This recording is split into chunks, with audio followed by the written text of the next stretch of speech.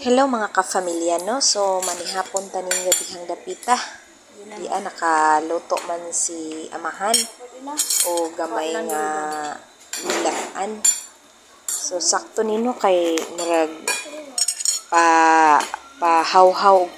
pahuwas-huwas ni sa ato mga kalawasan diri nga mga kuan gipang trangkaso may ni kay init nga sabaw sa maulan nga panahon.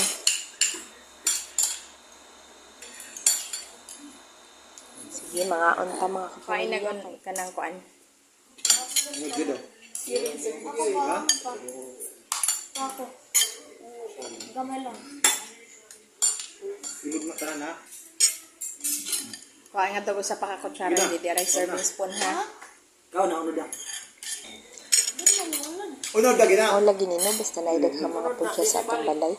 Ang inhan ug amahan di gyud mahinunong kaon kay di nagpahinlit diri, di ay nangayo pud stikas. Di amo usa diri. Di ko gusto siya og unod.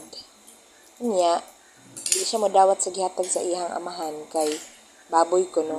Iyang pasabot tambok. Sige, abante diha amahan pagsabot mo duha. So, mo na ito mga ka-familia ha. Ayun lang pag silent viewer diha.